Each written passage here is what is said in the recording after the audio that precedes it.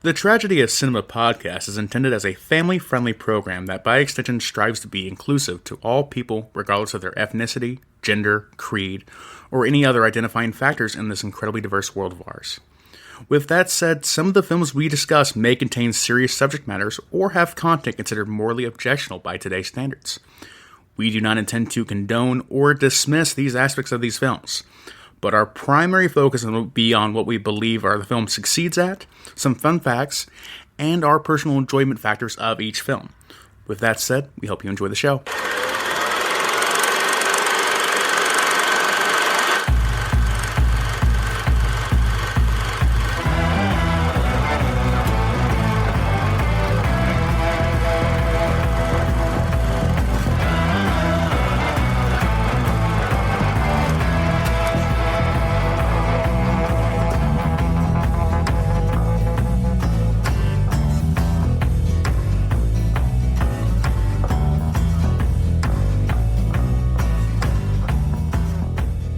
Just imagine a world where you will hold your entire future in the palm of your hand, when a tiny glowing crystal will guide you through an existence in which each day is more wonderful than the last, where it will be possible for you to obtain the fulfillment of every fantasy, the satisfaction of every vanity, the absolute attainment of every wish.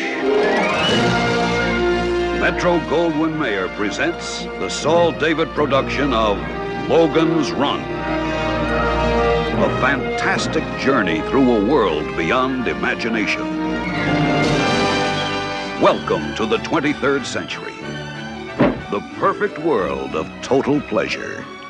Imagine a world in which you need never be alone. You touch a switch, turn a dial, and the perfect lover steps into your arms. Every pleasure is yours to experience. Runner! There's just one catch. When the tiny crystal in the palm of your hand flashes its final message, your time is up. Michael York is Logan. Run, Logan! Policeman in a perfect world. No! Trained to track down runners. Run, Logan! Until he is forced to run himself.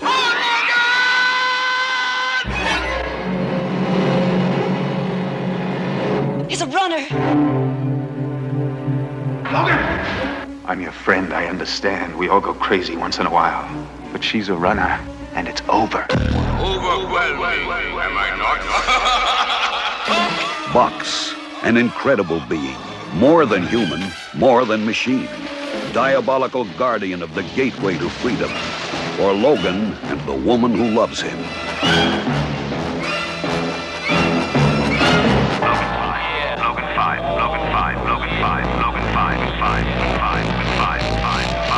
Terminator. Now.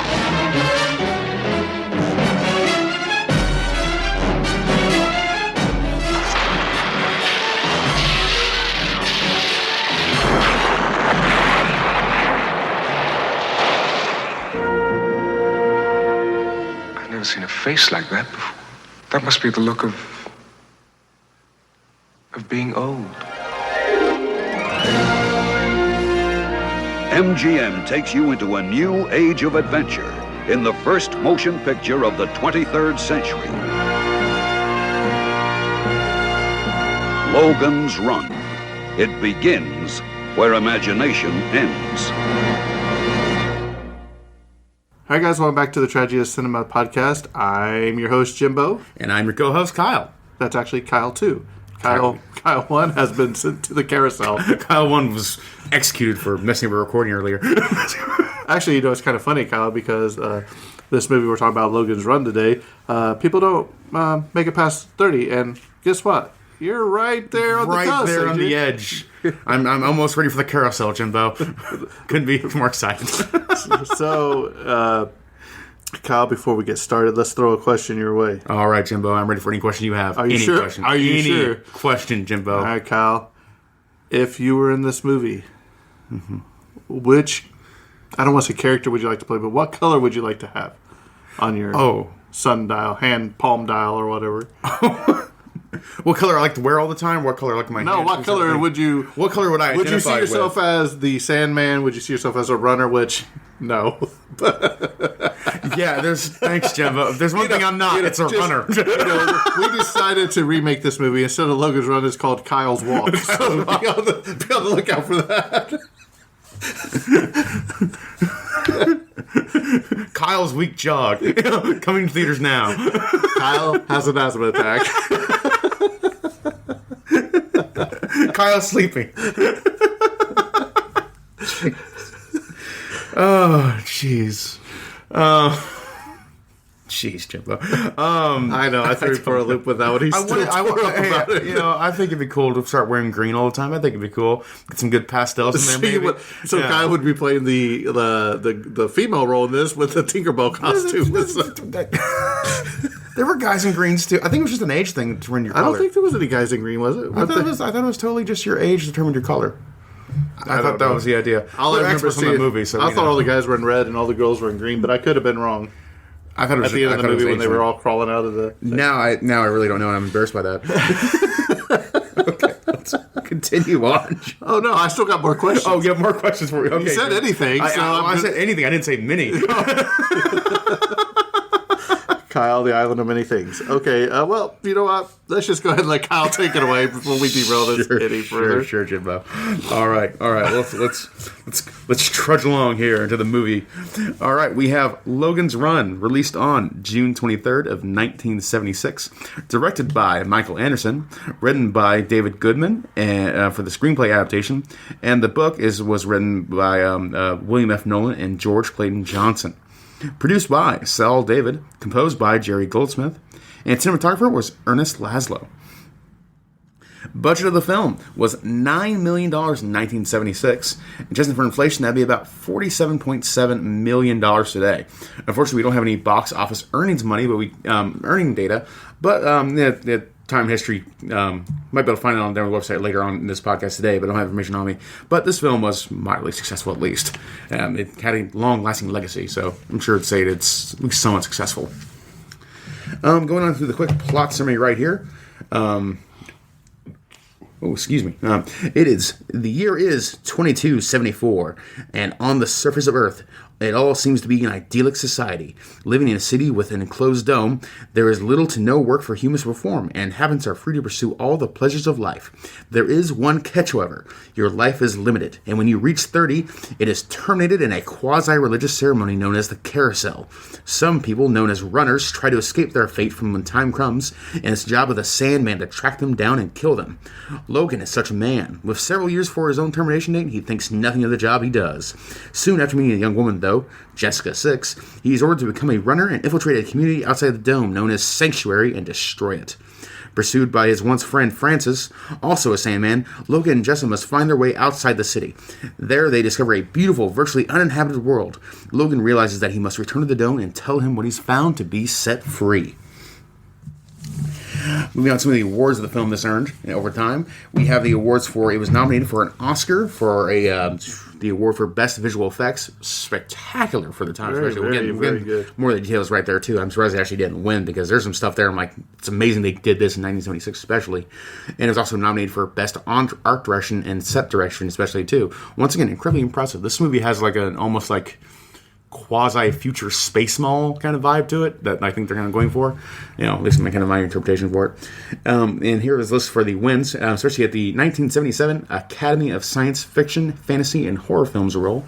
We have the award for Best Makeup, Best Costumes, Best Science Fiction Film, Best Cinematography, and Best Set Direction, and Best Art Direction, all awarded to this film. Well, actually, Kyle, originally, there wasn't going to be a visual effects Oscar awarded for the 49th Academy Awards. The Visual Effects Committee didn't believe any of the movies were worthy. Retroactively, this decision was overturned, unlike for 1973, and the Oscar given was shared between this movie and King Kong. Oh, wow. The Academy's Visual Effects Committee members, including its chairman, resigned in furious protest. Oh, my gosh. So I thought that was pretty cool. Huh. A lot of drama outside the film right there. Cool. We'll get some more of those fun facts in the trivia section later on in this podcast. That's really cool stuff. Next up, we have the 1977 Hugo Awards, where it was nominated for the Best Dramatic Presentation. And for the 1977 Moscow International Film Festival, it was nominated for the Golden Prize. So that's the awards it won right there. Here's some of the technical details of the film, which will become relevant in the trivia a little bit later in this podcast. We have a runtime of 1 hour and 19 minutes. Just about 119 minutes, right at about just short of 2 hours long. Sound mix. This is a 70mm 6-track. And also features Dolby 35mm prints and a 4-track stereo for various adaptations it's received from VHS to DVD and Blu-ray and theater adaptations. Color we used was Metro Color for this film. Aspect ratio is 2.2:1.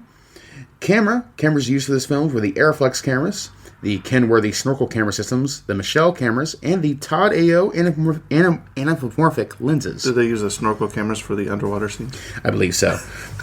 And the anamorphic creases for the last scene where he gets like his brain, the brain interrogating machine, which I thought was incredible to watch. It gives it almost like a pseudo 3D like appearance to him, and I thought that was really cool.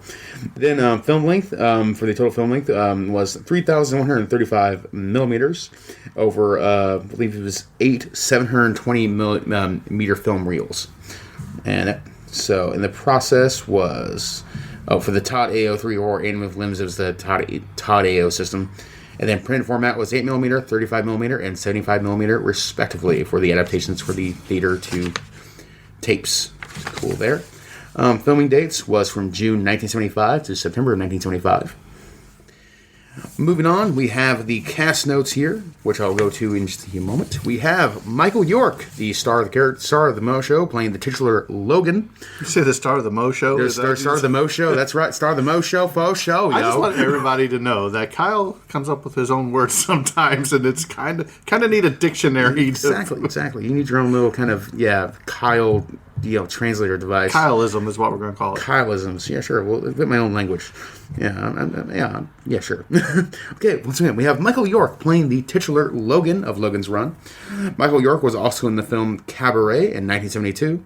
He was in all 3 of the Austin Powers movies, including The International Spy of Mystery, The Spy Who Shagged Me, International Man of Mystery, then The Spy Who Shagged Me, and Goldmember. I like gold. He was in those films from 1977 to 2002. And who did he play in those movies? He played Baswell, I believe it was Baswell Exposition 2, because he was also the exposition voice for all the 3 films. And I think that was his full character name, is Baswell Exposition, I think, which is very funny. And he was also in the films The Three Musketeer in 1973. Yeah. Michael York is still alive, actually doing a little bit of voice work for something like the Simpsons show, so we got too. So that's 81, stuff. I think you said. Yeah, I believe it was 81. Next up, we have Richard Jordan playing the character of Francis, Logan's friend in the film. Richard Jordan was also in the film Hunt for Red October in 1990, and he was in the film Gettysburg in 1993. Next up, we have Jenny Agutter playing the character of Jessica. Jenny Agutter was also in the film American Werewolf in London in 1981. Excellent film. And she was also in the film The Railway Children in 1970. Next up, we have Roscoe Lee Brown playing the character of Box, the silver robot you see in the halfway point of the movie. Roscoe Lee Brown was also in the films The Cowboys in 1972 and The Liberation of L.B. Jones in 1970. Next up, we have a legendary actress in her right, Farrah Fawcett, playing the character of Holly in this film. Farrah Fawcett is easily most... Did you say Farrah Fawcett? Farrah Fawcett, am I right? Farrah Fawcett was also, of course, most easily well known for her role in Charlie's Angels from 1976 to 1981 as one of the original Angels. She was also in the films Cannonball Run in 1981 and the film Saturn III in 1980. And I do believe she's in that one that we looked up called The Burning Bed or something. The Burning Bed. And it's basically... an abusive relationship where she ends up killing her abuser. True story of domestic abuse. Kyle put it on the trailer and he's like, "Oh, this looks like a sad movie." Looks like I bet I'm right. Although it did have pretty good reviews, so it could be perfectly fine. Michael Anderson Jr. plays the character of Doc in the film. Michael Anderson Jr. was also in the films The Son of Katie Elder in 1965 and The Sundowners in 1960. Next up, we have Peter Ustinov playing the character of Old Man in the film. Peter Ustinov was also in the films Spartacus in 1960 and Death on the Nile in 1978. Going forward here, we have the actor Gary Morgan playing the character of Billy. Gary Morgan was also in the films The Mask of Zorro in 1998 and Storybook in 1996. And lastly, we have Michelle Stacy playing the character of Mary 2. Michelle Stacy was also in the film The Rescuers in 1977 and Fire in 1972. So, yeah, Michelle Stacy, that was a little girl you saw in the that one place where they put all the Lincoln with children. Right. Yeah, she was a little girl that stole Jessica's gauntlet. Little bracelet. Yeah, bracelet. Not gauntlet. She wore his gauntlet. She was a knight in the And she film. snapped. My word choices are a little far out today. Kyle is on lack of sleep today, just for the record. That is true. Yep. All right, Jimbo, let's move on to some trivia stuff and get some our thoughts. Well, let's talk a little bit about this movie before we just dive right into the trivia. Yeah, of course. Back and forth. I think when you watch this movie, something you have to keep in mind is science fiction at this time. The special effects was kind of right there on the border because you got to remember, I think 1 year after this, Star Wars came out, A New Hope. So some of the special effects for this were probably groundbreaking and maybe even influential on George Lucas. I don't know. But I wish that they would go back and maybe re-edit this, re-update the special effects in it, or even remake it. I think this is a movie that if you're ever going to remake a movie, this is one that they could remake and probably make it just as good, if not better. Yeah, because I think I agree with you. Like, you can kind of see, they're just on the cusp of overcoming limitations in some respects. Like, they do a lot of intelligent things, but enough like if you watch it today, you can see how they just use miniatures here, or this special effect is just them literally tipping on this onto like the screen reel or something like that to get that special effects done, or like overexposure of light. Well, it's like even their the guns that they use. You see them pull the trigger and you hear a noise, but then you look away and it's just like everything's like shooting at the feet and stuff, or on the walls. You can see where they put like explosives on the ground or on the walls and just activated them and blew them up. We didn't have the lasers going across the screen or anything like that. Yeah, so but I agree. I think the story would still be very relevant to a lot of people who, if this one was made today, and also like once again, like you said, the special effects could very much use an update. But also, like, it's still incredibly impressive for the time. But at the same time, you see, like, if they overcame those limitations, this film would be all the more stronger.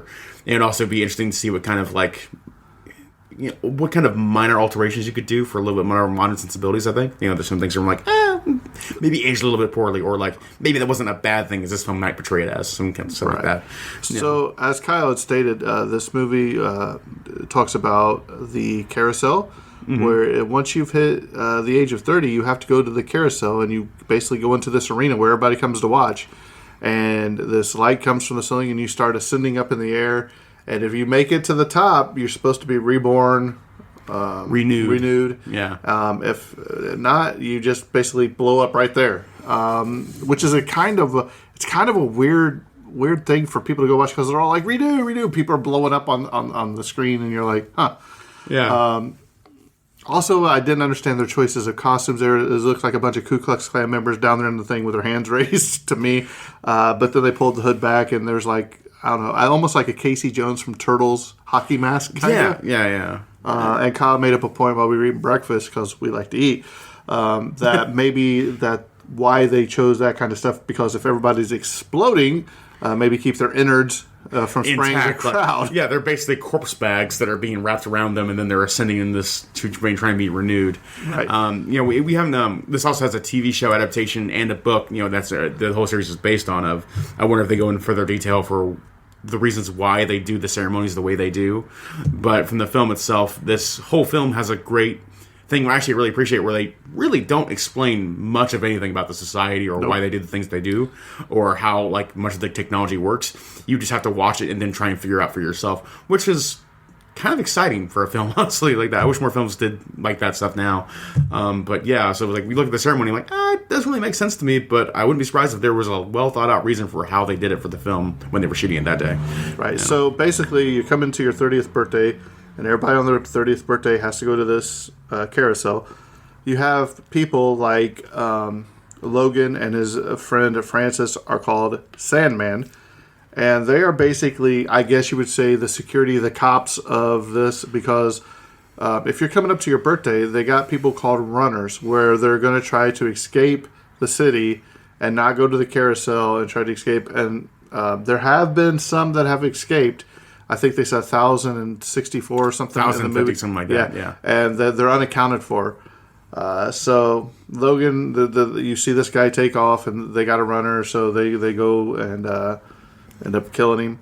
Then you see these guys come down in like jetpacks and clean up, like spray.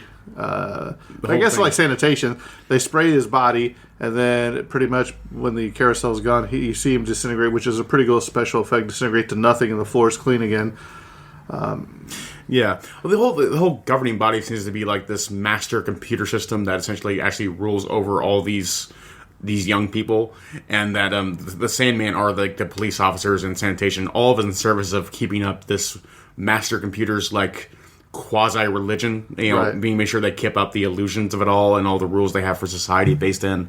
So like the runners, I don't think even they fully understand that they're killing people, even because they almost have like a children-like outlook. Like they just they stop the runner, but everyone gets renewal in some form, like that. Life never ends for them. They don't see it. And I guess once they kill a runner, they pocket whatever was on them. Is that what they did? They went through that because they ended up putting stuff in that pouch, which comes into play later because now once you do that, you end your shift. I'm assuming they go into this room and they have to identify themselves by putting. Everybody has a little crystal in the palm of their hand. Yeah. And the different color represents how old you are and what your job is, pretty much. Some of the basic data about you. Right. Yeah. So they put these trinkets and stuff in this tray. Like Francis goes first, puts his stuff in there. They log it, and he walks out. Then Logan comes in, drops the stuff in there, and puts his hand on there. And lo and behold, it's not working properly. He has come across this Ankh, if you will. It's like a cross circle at the top. Yeah. Like an old Egyptian artifact. And the computer tells him to come forward. And she starts, have you heard, you know what this is? And he's like, no, I've never seen it. It was on the runner I killed. She said, it's an Ankh. And she said it symbolizes freedom, sanctuary. And so basically she has given, the computer boss has given him a special assignment. Yeah, to essentially infiltrate a sanctuary, they call it. They believe that all of the runners who actually escaped have formed their own society outside of the dome that they all reside in. And he's supposed to go find out information and report back to them. Yeah. So Logan, after a long, hard day, comes back to his apartment, and he's does this thing where he gets on the circuit, and the first one looks just like him. And he's like, nah. Well, then a girl comes through, and it's where we meet Jessica.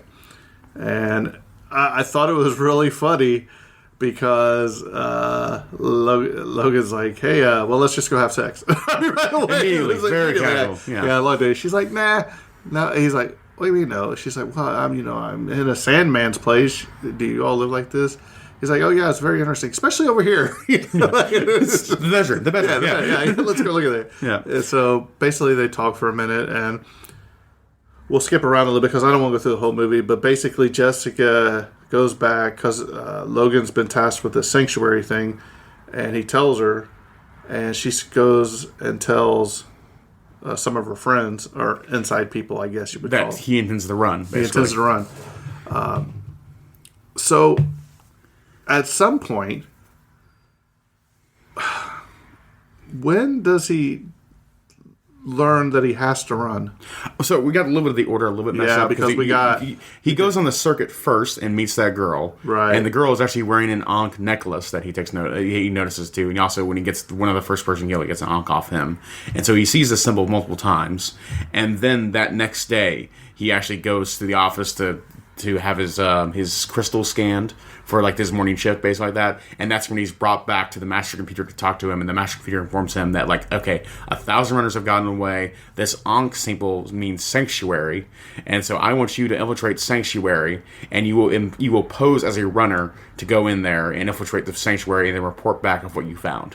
That's his goal. So after that, he goes and finds Jessica. And Jessica is very confused, and he tells him that he intends to run, and that Jessica doesn't believe her. Jessica doesn't believe him because no Sandman's ever attempted to run before. So they part ways, and then Jessica goes back to her friends who are essentially part of a kind of underground railroad almost of trying to get these runners out. And she goes to them and tells them the Sandman's attempting to run, and all her friends and accomplices all tell her, absolutely not. We do not trust the Sandman at all. It's too much of a risk. Smartly, actually. So they tell Jessica to go get this Sandman under the pretense that she will help him escape, and they're actually going to take him to his execution. So that's the idea for it. So they meet up again, and then Logan and Jessica get in the tram to go... which is pretty cool. It looked like a big hamster cage. Yeah, big like hamster cage. And it's some great also just miniatures, miniature work too, especially. Really impressive work going on there. And they get sidetracked because actually they hear news of another runner. So Logan, going to do his job, goes to the delinquents dome area. I forget what they actually called it in the movie. But essentially, it's a place where they hold all delinquent children that are under the age of 18 and have no one to raise them. They put them all there to just go about whatever they want to do, and it's just a madhouse back there. I think it's by the time they hit 14, they get... Yeah, I think it's 18, actually. Is it? I think it was just 18. Or possibly, if they behave correctly, they could probably leave earlier. But it's one of those things, you can kind of become king of the jungle as you get older, so no one wants to leave until they turn 18. Gosh, I'm losing my track here. They're at the place with all the they're kids. at the place to find the runner who's escaped to that area. And Logan and Jessica find that runner, and then Logan starts trying to pose as a runner himself now, helps out that runner, and gives her a little like decoy, like a flashbang, basically a flashbang bomb that's the same with a little marble. They leave her do her business, and Francis comes in from behind and actually kills that woman and says, like, I took care of that runner. And then they kind of go on a more genuine chase where Logan and Jessica are trying to are going back on the chase to fully escape. Jessica now believes Logan is sincere and actually will fight on his behalf to make sure he escapes. And then Francis, Logan's friend, is on the pursuit of him in a kind of a betrayed friend kind of chase going on there. Eventually they get to the Resistance members. Oh no! From there they go to the surgeon, who Doc with Michael J. Anderson's character to get a new face, to get Logan a new face. That way he can hide his identity and hopefully escape easier that way. They arrive to the facility where they find the doctor. Going all the way back, actually, for the Logan investigators, the very first runner actually had his face changed just before he went on the run. So Logan suspects there actually is someone helping out runners at the medical facility, so that's why he goes to the medical facility, because he thinks he can too will also get help there, and he's on right about this investigative process too.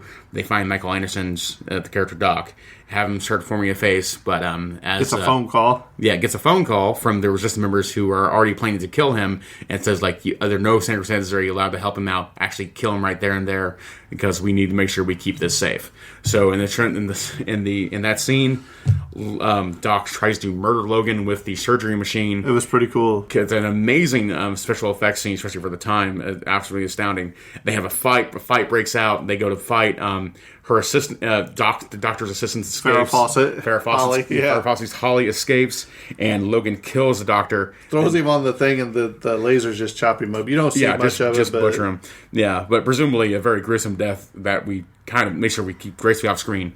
Both because like they couldn't really do it with special effects, and also it's a little too dramatic for this film's kind of tone right now.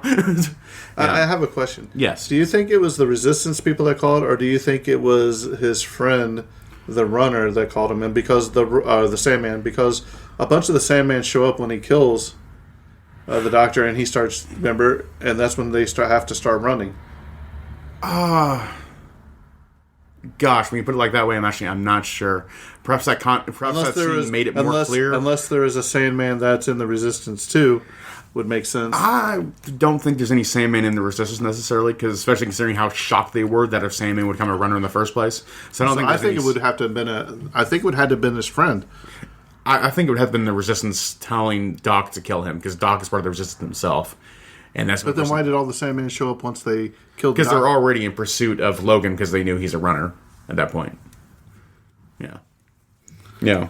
Francis let him go right there at the juvenile detention facility, though. But he didn't actually. But he still is reporting back what he saw. So that's why he let him go right there, because he didn't attack him in the moment. But he did report back what they saw. So the Sandman looking for him after that scene. So the Sandman come in. There's a big gunfight going on, right? And basically they go on the run.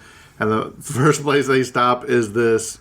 I don't know what you would call it, the love shop, I guess. Yeah, the psychedelic love shop. Really weird, because you just walk in and you feel that. I guess you just feel like ecstasy. Like, well, they go through that hallway, and that hallway is streaming down the smoke, and the smokes are drugs in this world. Right. Yeah, so that's why they go through and they immediately hit like this kind of almost like it feels like it slows down their own perception of time, right? As well as possibly in some kind of weird psychedelic aphrodisiac, because I wouldn't be surprised if that's exactly what you want when you walk through a hallway like that. Right. And then they get basically separated by men and women trying to... What was that movie where they slowed down, and if they stayed there for a long period of time, they lose sense of time, and the only way to do it was to get out? Or basically you would die there, you know what I mean? If you I can't remember. It's something I just watched not too long ago. Two films I remember doing time manipulation kind of like that was Inception, where like the further you went down, the slower your time dilation went. Yeah, that's where like as you went layers down, you have slower perception of time. And there was also the Dread remake where it had the slow-mo drug, where as you took that, it would slow your perception of time by 100 times. So it'd be like 1 second would last 100 seconds basically. And that was an excellent movie. That's going to be crazy. I'll have to think about that and get back with people. So they make it through there as Francis is chasing them as he is. And they ended up going down into like the underbelly. The recesses of the dome. And what's really cool is when Francis is chasing them, and it looks like aquariums down there, and he shoots the glass out, and this big old flooding scene, it starts flooding the whole thing, which is a very cool shot too. Yeah. And it's kind of cool going through these kind of layers too, because it's a revelation for Logan and Jessica that they don't understand anything about how the dome works. They just took... Because they're supplied everything. They don't have to work. They're constantly given food and clothing and everything they need to live. But none of them everyone takes it all for granted. They don't think about how any of it works. And as Logan and Jessica kind of proceed through the recesses of the dome, they can see more and more things that make you understand, like, oh, this is a giant machine doing all the work for us. We shouldn't have been taking this for granted from the start, kind of thing. So it's kind of more and more revelations as the characters go on. In a really kind of good way. I think it's actually really... It's impressive that the film doesn't make them children in adult bodies. It actually makes them adults who are kind of coming across these revelations more naturally. It doesn't feel unrealistic to me in a cool way. So I really appreciate that in this film. But yeah, as they proceed through the recesses, they eventually finally come across the Resistance members who are then all ready to kill Logan. But Jessica comes to their defense. And as Jessica is trying to defend Logan, that's when Doctor's assistant, Holly, Farrah Fawcett's character, shows up. And then she is in such a shock from the event of Doc's being killed, trying to kill Logan, and then Logan killing the Doctor, that she immediately accuses Logan of being a terrible person and a murderer and a bad guy. But Jessica was able to calm Holly down enough to see the error of her ways. Yeah, and there was two Sandman. This is what she says. Remember. Yeah, two Sandman. And it wasn't this one. It was the other one. It was Francis that did it. Remember that? See, yeah. That was kind of a weird scene too. Like, I don't know if she was just in a state of shock. Yeah. So basically, they said, "Is this sanctuary?" And they're like, "No. To get to sanctuary, you got to go through here." So you got to go through this here we go. passage. Yeah. So here comes a bunch of the Sandman. They have a big shootout, and that's where I think he ends up. They got the Ankh, and they say you got to go through there, and you put this to get through the secret passage, and so they put it on there. And I think this is where Francis shoots the thing, if I'm remembering. Yes. Sorry, I'm a little out of order. I watched it like at 3:00 this morning. So same. Yeah. So they make it through there, and they come to this. I guess you would call it a cave, like an ice cavern. Ice cave or something. That part makes little sense to me. I'll be honest. But actually, it does, because you find out that there's this. I guess he was formerly a human. He's now a robot. His name's Box. Pretty cool outfit. I ain't gonna lie. But you come to find out that he has all the runners are frozen. In like this cave. And he's like, aha, now, I'm finally prepared for you, because he's going to freeze them too. And they're like, well, no. So they start shooting and...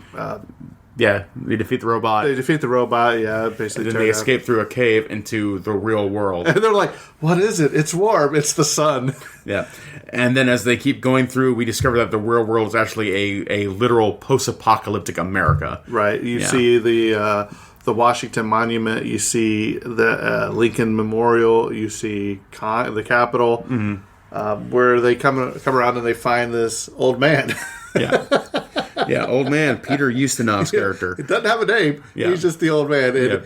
And, he's got gray hair and all this, and a bunch of cats. So he's kind of like Kyle in a post-apocalyptic with a bunch of cats. And for them, this is a revelatory experience. Like meeting an old man is new to them, because, like I said, in the society, anyone that turns 30 is immediately taken to the carousel to be basically ceremonially executed. Right. Euthanized, yeah. So them, they've never seen a man of wrinkles before. They've never seen a man with gray hair before. They just never seen anyone even close to this age before in their life. And they're like, well, what's your name? He's like, I don't remember. I don't remember. What's with? Is that your natural hair color, basically? And like, hey, do those creases on your face hurt? You know, they're talking about his wrinkles and all that. But Francis has still followed him. And it's pretty interesting because they're walking through, like, they see tombstones, and it's like, they had names, and then there's these numbers, like the date of death, and like beloved husband and beloved wife. And they don't know what any of it means. Yeah, they don't even understand the concept of a mother and father and of a death, husband and wife. As far as they don't, they don't understand death because, like, even at their birth, they are birthed through these machine breeders that does all the work for them. No woman has actually become pregnant. They are just formed by machines, and they have the DNA collected the other ways. All right. Yeah. So like they aren't even raised by a mother and father too. They're raised by another means. I actually don't know the understanding how any youth goes even outside the adolescent, the determined facility. Surely there's got to be a more gradual way to get up there, a more safe place to be. Like, oh, you're in the wild kid den until you're 18, then you come to society. That'd be weird. So Francis has followed him. Mm-hmm. He basically, Jessica turns around and he basically drags her away. And he ends up going to the top of the Capitol inside and looking down at Logan. And Logan's looking for Jessica. And that's where Francis and Logan have this confrontation. And they start in, basically Jessica throws the gun away. And Francis jumps down onto Logan. They have this big old fight in Congress, which no different than today. Exactly, yeah. But what I really thought was funny is Francis gets beat to death with a flagpole. Basically, and I'm like, he didn't even stab him. And I can see if he impaled him with the American flag waving in the wind. No, it was just basically smack across the face and like 2 strikes to the back, and the guy, he rolls him over and he's dying, and he's like, it would only very easily. You get struck in the head of a steel pole, good chance you're gonna die. It was steel though is the problem. Yeah. You're right. And they roll him. He's like. Look at your hand, and he looks at it. It's silver now too because it changed to where they're basically old age. Yeah, when you leave the facility, it kind of just dies out, but like you're still alive. So it's like one of those things. Like the crystal in the hand and a lot of the technology, it feels like it was just like they really came actually pretty close to figuring out what a cell phone would be before cell phones existed. And a lot of the concepts, like the idea of the circuit being a place where you go meet women and men who are down to have fun. And having the crystal, which contains all your information, it's a lot of the idea of like keeping a cell phone in the palm of your hand, and all the uses that come with it. It's actually very close. Right. So he rolls over. They basically make up. They end up burying Francis, and then they get the idea that they want to take they can't bring all these people out here. That we'll go back and we'll tell them, but we can't bring them out here. Why don't you come back with us? Yeah, the old. He's like, is it far? Yes, it is. Yes. Is it treacherous? Yes, it is. Will it be hard and unwelcoming? Yes, it will be. I'm in. So this is where I told Kyle it felt like. Flash Gordon, Bilbo Baggins, and Tinker Bell went on a journey. Yeah. And this guy is talking nonstop all the way back till they get there. Well, they get there, and they don't know how to get in. Mm-hmm. They don't know how to get back into the city. Yeah, because they've never been outside. How that facility works or anything like that, too. They have no understanding of how the world works to any significant degree. So, I like they go down these steps, and there's like a waterway, and they think they've come to the realization that, hey, this is what generates power from the ocean, blah, blah, blah. Mm-hmm. And they're like, we're going to go down here. We don't think you should go down here. We don't think you'll fit. And I'm like, well, he didn't say he didn't think he can make it. He's got to hold his breath. No, he says we don't think we can make it because he is an old man. And he didn't think he could hold his breath on the water and swim down there. It's honestly, it's a challenging course they went down. Kyle, I don't think you would have made it down there either. Maybe, but I can swim. You can sink. Sink and style. I can go through a hole. Okay, Jimbo. There was 2 holes though. There was. But they had to pull again. They had to pull the screens off too. Yeah, they had to pull the screens off. So it was an interesting thing. But they tell the old man, okay, wait here for as long as you can, and if we can, we'll bring people out to you to show them so they can see you and then learn the undeniable truth that they don't need to die at 30 and they can actually live a more prosperous life. Which they get back and the people are going in like they must have sanctuary or the carousel every single day. Yeah, because it's just on birthdays. Yeah, right. Yeah, it's just So everyone's they're all in going in there, they watch and the they're just carousel. like, "Stop! You don't have to do this." And they immediately all ignore like, them. they're like, and they turn back around and go, and Jessica's like, "No, he's telling the truth." And then all throughout they start, and they all just go back in. And then Sandman proceeded to go grab Logan and Jessica, and they take him to the interrogation room. And then the master computer starts interrogating Logan. Logan is, at this point, very... There's 6 interrogation robots that drop down, basically. Yeah. Points of interrogation. Yeah, points of interrogation. These mind-reading cameras, basically. They're like, "Did you find Sanctuary?" He's like, "No, there is no sanctuary. Where's Francis? I killed him." It's really funny. Yeah, but essentially, he doesn't want to give him the answers because he knows that the master computer is not working for him anymore, right? Or he shouldn't be working for the master computer anymore. And as he continues to interrogate him, it eventually becomes like this. It's kind of revealed like the master computer seems to be corrupted or like incapable of actually figuring out this job anymore. But it encounters logic problems to the point where it malfunctions and literally kind of like implodes on itself. Well, see, I didn't know if it was that or if it was just because he resisted so much. I think it's a combination too. He resisted so much too, and also just the computer couldn't figure out what to do next with the idea that Sanctuary didn't exist. It feels like the master computer. Going back to my own internal lore of what the story is, I don't know what the book or the TV series ever went into, but the idea that like this machine was never designed to inherit all of this responsibility and is deeply overtaxed for the past however long that facility's been operating, and it's finally coming to the point where like everything's coming to a head now. I can't run this facility anymore. This thing needs to stop.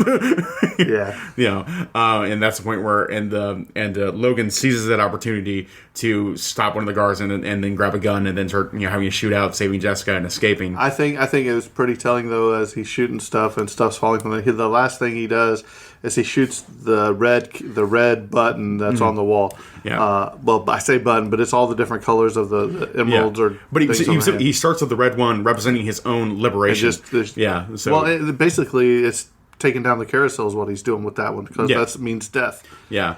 So it starts blowing up. The entire facility starts to explode. A huge disaster happens, and all the people inside the facility start trying to escape and evacuate as you do. And as they evacuate, they come up to the giant fountain. That's where the generators are being ran at, and they finally see the old man, and they're all like... almost all of them are actually afraid of the old man because they don't know one lady's like up there and starts pulling his hair and his face. One lady's brave enough to like just kind of walk up to him and just put her face on his hair and just kind of like put her face on his hair. Put his hand on his face. Her hand on his face. You'll get it out eventually. And just kind of gently like pat his whiskers. Like a cat. And he doesn't say a word. He just kind of smiles and like, yeah, I'm a person. And he does the same thing to her. Yeah. So, and then you see the famous wave from Logan and Jessica back to the old man. So, and the movie just ends right there. But did you watch through the credits? No, I didn't watch the credits. Well, it shows there's a post-credit venture scene. No, it goes to the credits. It's just showing the city, right? Mm-hmm. And then all of a sudden, the carousel people are flying by all throughout into the credits. Oh my gosh!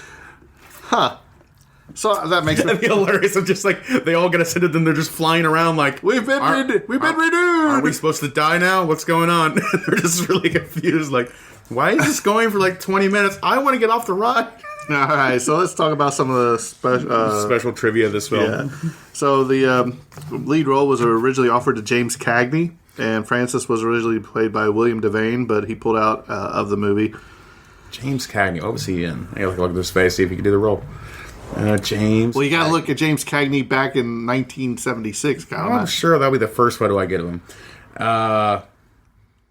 Oh, yeah, he'd be fine for that role. Yeah, he wouldn't. Oh, yeah. He could have stud. Yeah, sure, yeah. All right, according to Michael Anderson, the old man's buttons are actually U.S. pennies. He made makeshift buttons out of them because he couldn't find any real buttons. So that's great. I love that the old man is just kind of a madman, too. Like, it's clear, like, he's been probably living alone for at least 40 years. I was going to say, he's by himself and something else. What food was he eating? I know he's busting the walnuts, but that's about it. Walnuts and, like clearly, like... Or is that why he had so many cats? Could be that, too. I wouldn't be surprised, too. But it was definitely a thing where I'm like, I'm sure like he is just barely meeting his basic needs, and somebody's. Oh no, like, he looked past awful 30 years. hefty to be not eating. Yes, but simultaneously, like it looks like just like from the way his kind of like his delusions kind of gone, it was like, oh, you're just barely making it early. Yeah. A notable extra is Ashley Cox, the timid girl who touches the old man's face at the end. This was a future Playboy model who also appears nude at the beginning of the love shop scene, making a grab at Logan. Oh, so the love shop. That's what it's called. Okay. The love shop is a Baby little love place shop. where we can get together. The shots of the pistons that control the elevator leading to the scene in the ice cave were taken directly from director Michael Anderson's The Wreck of the Mary Deer. Never seen that movie. Wreck of the Mary, like a ship. Huh. I don't know. That's Never what seen I'm that. assuming the Wreck of the Mary Deer would be a ship. Probably. Christen the ship the Mary Deer. breaks a glass of champagne on it. Bottle of ship. In the original novel, the colors of the life clock change every 7 years. Yellow is birth to 6, blue is 7 to 13, red is 14 to 20, and red and black on last day and black at 21. According to the audio commentary, the movie changed it to 30 because it wasn't realistic to have a cast with all of the characters under 21. So in the book, it's actually 21, not 30. It would also make a lot of the scenes very inappropriate. Yes. No. The waterfalls and steps Logan jumps into to get back into the dome are the active pool of the Water Gardens in Fort Worth, Texas. The main pool used to be 9 feet deep, but it closed in 2004 after 4 people drowned near the spot where Logan and Jessica dove in. Oh, geez. When it reopened in 2007, the depth had been reduced to 2 feet. Oh, wow. Okay. So don't go diving in at Yeah, first. don't go diving in head first, that's sure. Yeah, so our good friends from the Evil Never Dies podcast are in Fort Worth in Dallas, so maybe they can... take a visit there and see it. Well, maybe they take some pictures because there's several sites that was used here. Yeah. This was all filmed pretty much around Dallas. So cool sites. Brad, get on it. We want you to drive around and go right take now. pictures. Right now. Stop your car and just go. Yeah. Through the central idea of this movie is that all the citizens live must end at their lives at the age of 30. Michael York, Richard Jordan, Michael Anderson Jr., and David Westberg were all over the age of 30 when they made this movie. So, Yeah, but they're actors, so they look young. Really? Be youthful. Okay. All right. It's like the high school thing of just like every high school movie is like, hi, I'm 25, but I'm playing a 16-year-old. No, you're not. Though the model of the Dome City's interior lacked sufficient detail to give it any sense of realism, it was nonetheless constructed on a fairly large scale to accommodate the rail system for the miniature maze cars. Many of the buildings in the foreground were 3 to 4 feet high. The buildings were built at different scales based on their distance from the camera to give the model landscape a greater sense of depth, a commonly photographic special effects technique known as what, Kyle? Forced perspective? Very good. Yeah. One for one. At least 2 full-size maze cars were built for this movie, powered by electric golf cart motors. Cool. It's effective. The stairs down which Logan and Jessica climbed to escape from the love shop led to the catwalk above one of the MGM sound stages. The love shop sequence originally ran about 4 minutes, but required re-editing for the movie to be granted a PG rating. A scene with Box making nude ice sculptures of Logan and Jessica was also cut. A scene with several characters visiting the Hallucimil shop and arcade was cut for its depiction of drug use. And all the additional footage and its background music were lost in what is now known as the Great MGM Purge, when studio owner Kirk Kerkorian sold off what he could of the studio's extensive archives and threw out the rest. Wow. Yeah. That's where I'm like, part of me too, it's like, I wouldn't be surprised if, like, in the near future, this turns out to be like a Amazon TV or HBO Max is like, we're totally going to do a Logan's Run TV show or something like that too. Well, Netflix, I think, is like even a little more too family friendly for that too. It's like, I could see HBO Max having Box making nude sculptures and having the love shop scene, or Amazon TV possibly doing that. Netflix is a little too tame most of the time. The pool from which Logan and Jessica emerge when they re-enter the city is the famous Esther Williams tank at MGM. The carousel sequence is one of the most complex flying wire stunts ever done for a movie. A circular rig was constructed above the set, designated to rotate and sink with a revolving floor plate below. Initially, the performers were all supported by a single winch driving the mechanism for their thin support cables. Oh, wow. The cables became tangled during rehearsal. Each stuntman had to be untangled and brought down from the rig in a maintenance lift. The rig was redesigned so each stuntman was on his own separate winch, with all the winches connected to a panic switch that cut the power in an emergency. For reversal shots, the white crystal on the arena ceiling was built on the floor of the stage, and the performers were lowered down towards it. These shots were then filmed upside down to make it appear that the performers were moving upward. That is insane. Wow, I had no idea it was that extensive. I thought the carousel was completely almost like a blue screen or even a green screen kind of effect kind of a deal, where it's like we just kind of we flip the image while they were just sitting by a winch. Because to me, it just kind of looked like they were almost completely still, but then there's implied motion in the background. But to learn they actually did make a full real scale carousel is both sounds kind of wasteful and insane to me. That sounds like a huge mistake actually for what they accomplished in the scene, because in the scene it doesn't look like a real carousel to me at all. The Sandman's guns worked using tiny butane gas cartridges, but were very unreliable on camera as the gas did not always ignite when the trigger was pulled. According to Michael York, those wretched guns misfired as much as they fired.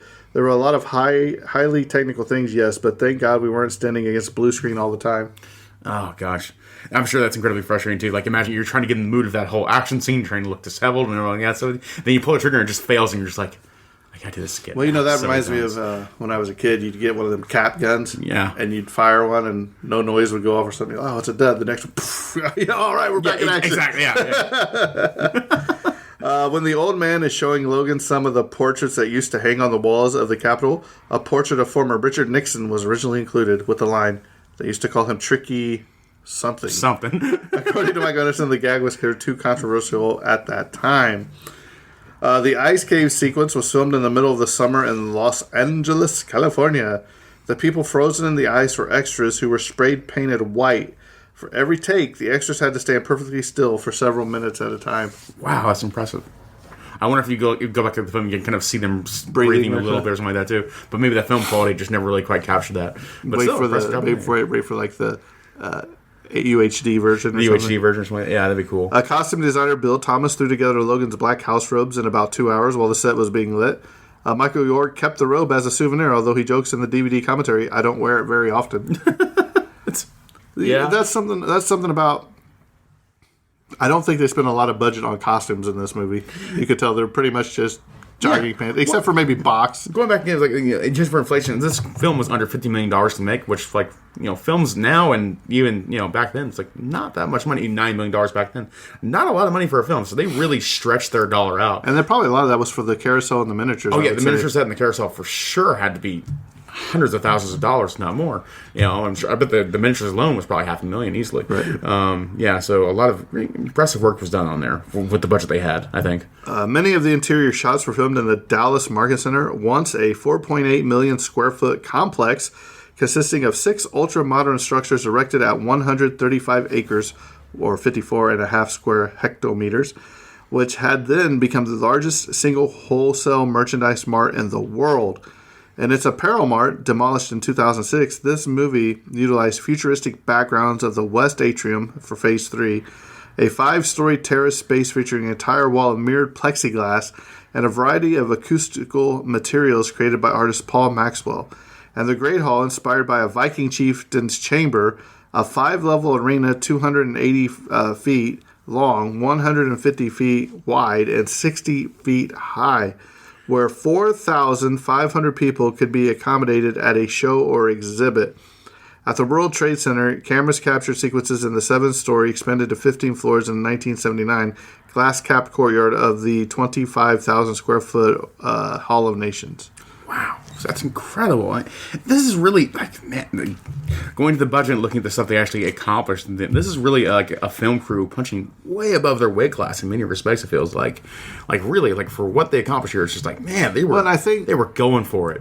But I think a lot of it was probably cheaper for them to film on location at some place like this than building sets. So that's probably where they cut some of their budget. Or met their budget.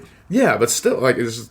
It's going for it at all is an accomplishment in itself. Having the ambition to actually try that is really impressive. And also it's funny that I mentioned earlier I thought there was some kind of futuristic quasi mall kind of place, and then actually use the real mall. Yeah, so that's funny. The idea of a society that dealt with overpopulation by mandatory euthanasia influenced many other science fiction projects over the decades.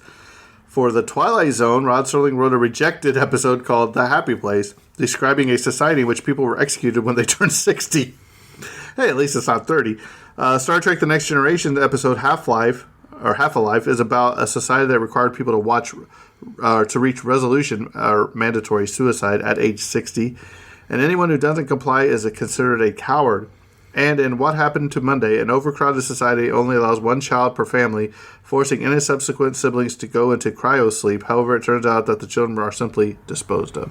Oh, jeez. So, you can see this idea has been around in a lot of TV shows and movies, and this just happened to be one that actually executed at the age of 30. Yeah, and that's very common in like most science fiction. I think it also like, gosh, I might sound like a commie for saying this, but it feels like most like dystopian science fiction is the idea of like we can have future technology, but the moment we start using humans as commerce, as just objects to be disposed of or used as products, then that's when we're lost in society. Like, well, you know why most of them chose 60, right? Because they didn't want to pay Social Security to the older people. That's what I think. Exactly. That's what the source of commentary is. There, it's like as soon as you turn 60, you're disposable. You're no longer useful to society, so we just need to dispose of you.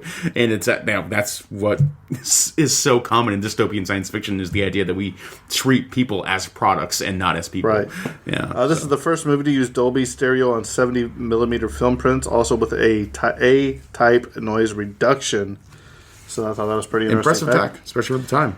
There was another building featured in this movie that was a modernistic brown stucco Aztec-like temple with columns and gold windows, also featuring burning in the final scene.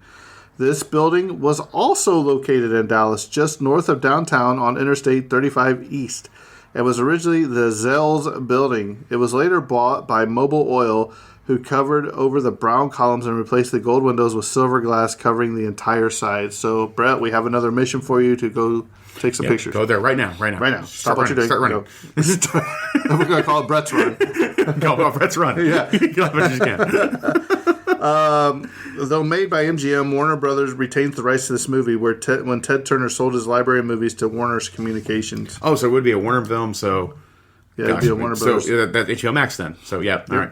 That's where it makes it. Okay. Logan and Jessica's journey takes less than 14 days. The carousel at the beginning of the movie is on Capricorn 15. At the end, it is Capricorn 29. So, impressive. The cat fight between Jessica and Holly was planned to be much longer. This had to be changed when the two actresses pulled her hair too hard, and Michael Anderson feared they would end up fighting for real. Which Kyle says, let them fight. Let them fight. Give me the 20-minute cut where it has that in there. That's all I want. Where's the love shop scene? Wow. Where's the unrated cut of this movie? The scene in the facelift shop where the laser runs amok was copied in Die Another Day. Oh, yeah. Because, the whole thing. I'm trying to think. Marvel Comics actually published a Logan's Run comic book series lasting only 7 issues in 1977. First 5 issues were an adaptation of this movie, with 2 more continuing after the events of this movie. Unfortunately, the series was canceled before the storyline could be resolved, so they're still running. Yeah. Michael York initially didn't think that this movie was for him, but this young member of the Manson Theater Company was deputed to drive me back and forth, so we would chat all the time. York told Den of Geek, I mentioned that I'd had this script, and he asked to take a look at it, so I said, of course. They came to pick me up the next day, practically wagging a finger at me, saying, you've got to do this. You may not be aware of it, but it's pressing a lot of buttons. And he was absolutely right. I think so. Yeah, I definitely agree with him. Yep. Michael York was playing tennis and saw what he described as a blonde vision of delight. It turned out to be Farrah Fawcett. York suggested her to the casting director, and she subsequently landed the role of Holly. Peter Ustinov improvised much of his dialogue, which I don't really think he had any. He couldn't remember anything anyway. He was the old man, right? Yeah. Well, I'm trying to think here because Charlie's Angels also started in 1976 too, so he really did just discover Farrah Fawcett out of the blue. Right. It wasn't like I was aware of her from anything else. Incredible stuff there. Yeah. The cats in the old man's scene lived on the set. To ease the boredom, Ustinov made cat drawings for Jenny Agato. One was called Catastrophe and featured a squished cat. Another was of a zombie feline titled Catatonic. I'd love to see him. I would love to see the squash cat one. I hope it has the big eyes and the face like it's just like a pancake. Gotta hope that Jenny still has those somewhere in a private collection just on her wall. Yes. Jenny Aguto, Jessica Six, did not like the outfit that she wore in the film. The outfit liked her. But I was gonna say, like Kyle said, I don't think anybody believed in undergarments or bras or panties or anything. So everything was very just sheer, see through. Yes. I was like, absolutely. As this movie was made during the sexual revolution of the late 60s and 70s, slight nods of to new sexual freedom can be seen. When Logan returns home just after he and Francis have killed a runner, he seeks, quote, companionship on the circuit. The first companion offered is a male and is clearly not an accident. Logan politely smiles at the young man, shakes his head, and he tries again. When Jessica arrives from the circuit and isn't immediately interested in coupling, Logan asks whether she prefers a woman. Or prefers women, sorry. It was quite unusual for a big studio movie at that time to depict homosexuality as a normal or even common, especially since it had only been demoted as a mental disorder 3 years before. Yeah, so it's one of those things like surprisingly like very progressive even now to a degree, because like that scene I think also kind of implies that Logan himself is a bisexual character in there too. Right. That he has because so many apps now have you can filter out, do you want to find men, do you want to find women, do you want to find both, and Logan clearly selected both. So it's like all the above is what exactly. He said whoever's available. Whoever's on the circuit right now. The set miniatures used for this city were reused for Ice Pirates, the Ice Pirate movie. Mm-hmm. Oh, cool. Despite Jenny Argato's brief nude scene, the movie was given a PG rating by the MPAA, and I think we discovered that it's in 1984 is when the actual... we got to just nail that on the wall so we can always look at it, because it comes up so often. I think it's Temple of Doom. Temple of Doom or something like that? I think you're right. I believe so. Yeah. The set appears to be reused from... Mr. Smith Goes to Washington. The guns used by the said men on screen seem only able to fire energy burst. In the book, their guns could fire a wide range of projectiles, including slugs and bullets and net capsules for non-lethal takedown of runners. Oh, cool. It's almost like if Batman had a gun. I was like, man, I can't wait for someday they're going to do some dumb TV spinoff or some new movie, and they'll have all these cool things in there. This is a movie that we keep going back and forth. I want to see a remake of this. I think you could do it so much better again. And this movie is also still very good, though. So it's weird to say. Right. Jenny Argento joked in a 2015 interview, that she still won't go to science fiction conventions because there'll be people coming up to her in her character's skimpy little green outfits. Man, that take a lot of courage to go to a comic convention wearing that kind of outfit. Jenny Argento said in a 2002 interview that while she enjoyed making this film, the skimpy revealing outfit she had to wear was pretty embarrassing. I think it was highly complimentary.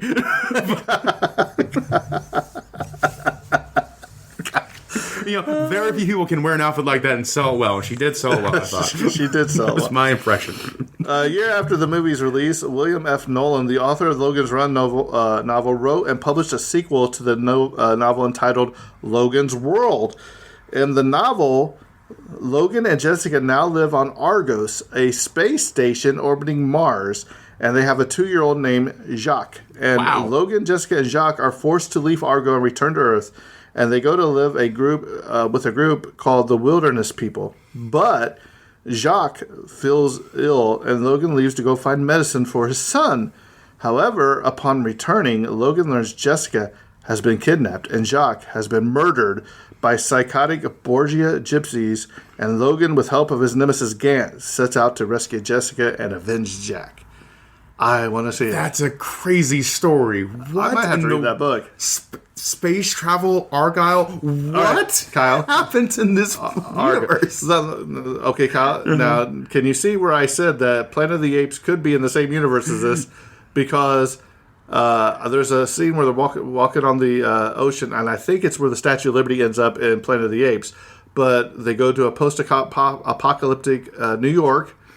I can see it happening after that nuclear bomb went off. And they lived underground, so they would never have been affected. They're the people that become the radioactive telekinesis people. Right. Can you not picture it now? I can. I just created a whole new world. Thank you. Yeah. Logan's Planet of the Apes. Planet of the Logans. At the very end of this film, which I pulled up and watched, an extra flashes the Vulcan hand salute from Star Trek, so it's pretty funny. So, Kyle, give me your thoughts on Logan's Run. I really enjoyed this film a great deal, and it's funny that I feel like we're both really enjoyed it, and also like it's weird how much excitement for the idea we have of seeing like more of this in the future. There was one other small piece of trivia. I remember when BioShock Infinite came out, I believe in 2012, the director and writer of the game, I believe his name's Ken Levine, was also selected to do a test script for a possible like Logan's Run reboot. I don't think anyone came of it though. And we looked up news stories, and the last one we saw was like in 2021 of some different directors being set up to like for the idea of trying to find out a future for this franchise. So hopefully we get something like that in the future. Well, they also said, I think in 1997 when it was being tossed around, that Leonardo DiCaprio was going to be playing Logan, but he could have pulled it off back then. It's right around Titanic. And even in the last 10 years too, they're also talking about like Ryan Gosling doing the role too. And at this point, it's kind of like, but it's also like it's an age range thing where I feel like anyone over 35 is probably cast out of that role. Do you think Ryan Reynolds could pull it off? Because once again, like he's just a little too old now, just a little bit, like not that much, but just a little bit too old. I don't think he could play a guy in his mid-20s right now. Ryan Reynolds is too old for that now, you know. But yeah, you mentioned Tom Holland during our breakfast today, though. He's probably a guy who's going to look like 25 for the next 20 years, so maybe he could do it. But I'm curious to see how that goes. But yeah, it's weird because like I feel like in many cases we're going to be kind of remake or remaster, kind of like remake kind of adverse a little bit, because some movies are just, you know, they stand the test of time, and it's like I appreciate the old one. I don't want a new version of the same thing again. I want new movies instead. But this film feels ripe for it in a way that few other movies do, where like I want more of this. I want a new adaptation that does more crazy things and gets like the more fantastical elements that happen in that sequel apparently, where it's like, what? How in the world did they get there? If a great writer came in and made all that make sense, I would love to see it. So I'm kind of curious to see how that goes. But overall, this film is a solid like 8 out of 10 for me in many of the rankings, and I think this film is a solid film, and if you're a film fan at all, you should go see it. This is obviously a little bit more on the adult maturity spectrum of the line, so I wouldn't take kids to see it necessarily, because it's got a lot of sexual themes especially going on, so I wouldn't necessarily go there. But I think it's a film well worth watching, so that's how I kind of feel about the film. Jimbo, how about you? You know, I had watched this. I had never made it all the way through, because I only remember watching up all the way when it would come on TV. I remember watching all the way up to where Jessica and Logan are in the underground tunnels and the little girl steals the bracelet. That's as far as I can remember. So when I actually sat down and watched it, I was enjoying it. I mean, what I like about it is it's kind of like an original story. It's not a remake. It's not a reboot. It's different enough where it's like a fresh cup of iced tea on a hot summer day. Yeah. One thing is when you're so used to seeing just the same old stuff regurgitated year after year, movie after movie, it's nice to go back and see something that maybe doesn't have the biggest budget, maybe for back then it did, but I mean the special effects. Sometimes that stuff to me is more entertaining than some of the new stuff they come out with. Yeah. They had me at the beginning. I was into it. The second half of the movie kind of, I wouldn't even say the second half. I would say the last third of a movie for me kind of took into a different movie. Yeah. For me, it's the moment when Bach shows up. Like, if you're not like really invested by that point, you're like thrown for a loop. Like, what is this strange silver robot man doing here? And like, what is going on? And they're in an ice cavern when they were in a mall before that. Like, if like for me, like I tend to watch a lot of movies and like I'm kind of half paying attention to it for the most part, or like playing a game or looking at my phone because ADD. And so, and when we're like, I feel like I get a good grasp of what's going on. I look up and I look down my phone and then I look up and all of a sudden there's a silver robot man. I'm like, what? I missed the whole movie apparently. Yeah. So that's my breaking point from the movie. I bet for a lot of people that is too. Right. You know? So I talked to Kyle earlier and I said, you know, they always talk about sanctuary in this movie, and it's funny that there ended up being their sanctuary. I'll use was actually the United States. You know, the Congress. America is known as the land of the free, you know, home of the brave. And I think that was very interesting that sanctuary ended up technically being America, North America, yeah. Right. So if I could change one thing, I think it would have been really cool if once they got the old man and they brought him back, that, you know, all the people see him, that he was actually the one running the whole thing to begin with. Oh, and he's like the only old man. He's the oldest man living. So, yeah. You know, that he was actually the computer voice. He was actually all that. That was actually running the thing. I think that would have been a very interesting plot twist. And turn, you know, just have all the people turn and look at Logan and him and you know, kill them, whatever they want to do. Because the movie, like, two things. It kind of ends kind of rather abruptly. Yes, right it there does. At the very Very end there, because abruptly. it makes there's no sense of where they're going to go from here. Merely that they have hope for the future. And Well, I think they're going to go. They got to go to the surface. I think. Oh yeah. Well, presumably they're going to take that whole colony and going to take them and try and have Earth, and then like the sequel book goes to Argyle planet for some reason. But No, that's the space station one. The space station one, yeah. But the only thing it ends on is that they have hope for the future, and that's good enough for me for the ending of Wise. And also the second part is at no point does like the master computer ever explain why the society works the way it does, or makes a logical sense as to why they have to kill everyone as soon as they're the age of 30, and why like. There's no sense of the cost or the need for renewal. So both those things never have an explanation either for what they tell the citizens or why the computer actually has to do it. There's no explanation given for that too. So those things are kind of like lacking, and I wish were further explored, like I said, in necessarily like a reboot story, or possibly the books already kind of make an explanation for it. But rather than now, it's a mystery to both of us as to why they need to do the carousel. But I mean, how cool would it have been if the old man was actually running things? That'd been really cool. Or in some way played a vital role in this whole society that like he did not allude to in a way. Like, right. And like also be cool too if like I think it'd be funny if, like he did run everything and he was also still the crazy old madman still. Right. And he doesn't remember being he had no idea what he was doing. Yeah, he started it and then forgot. Right. That'd be hilarious. I'm going to shock myself here by saying this, but I'm going to give this a 9 out of 10. I think with all of its cheesy graphics, its bad special effects, the story's there to be told. I really enjoyed it. I like science fiction movies anyway, but this is probably in the upper echelon of science fiction movies. I know you're a big science fiction guy when you first started coming on the podcast. But it's a solid 9 for me. Did I have to see all the sheer see-through clothing for the girls? No. Yeah, probably not that. No, I mean, it could have been fine without all the nudity. Well, I say nudity, but it wasn't really. It's see-through clothing, so you might as well say nudity. As far as I remember, there's no coarse language in it. It is rated PG, but if I'm rating this as today, it's definitely a hard PG-13, maybe a loose R. I would say loose R is probably minimum, because there is some nudity in there, in that love shop scene especially. And in the frozen caverns, yes. Yeah. So, I'm hoping one day, I might have to check out the TV show. I don't remember seeing it. Hopefully I can find it somewhere and give it a watch. But I definitely think this should be on the remake list, or update the special effects in this one if you don't want to remake it, kind of like Lucas did with all the Star Wars. Yeah. I think that would actually make this even, maybe even like it more. It's intriguing. It's like I feel like this is like 60% of what the idea could be. I feel like if someone like in better hands and with better special effects and more money, this thing could be some of the best science fiction work ever created. Right. Yeah.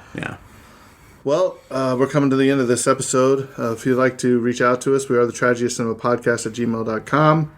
We are the Tragedy of Cinema Podcast on the Facebook. You can join the group there. We have a lot of fun, post memes and stuff. Yeah. If you want to come see us, we will be doing a live show with Hillbilly Horror Stories and Middle Aged and Creeped Out at the Boone County Haunted Jail in Lebanon, Indiana on May 20th. What time does it start, Kyle? What time does it start, Jimbo? I actually don't know. I don't know. You were pulling it up. Let me pull it up right now. Doesn't have the time posted on it, but we'll get that posted on the Facebook, Jeff, so we'll get that for I do believe it's 5 or 6 o'clock. It'll be around that time for sure. Around after, you'll be around midday for sure. So May 20th, though. Hopefully you come out and see us. Kyle said he will stand there and pose and take pictures and sign autographs. Absolutely. And he might even wear the costume that Jessica wore in this movie. I've made poor decisions in life. Not many. I think not many, and I think people would stop me if I tried. But So, with that being said, I think this episode's coming to a close, and that's a wrap. And cut.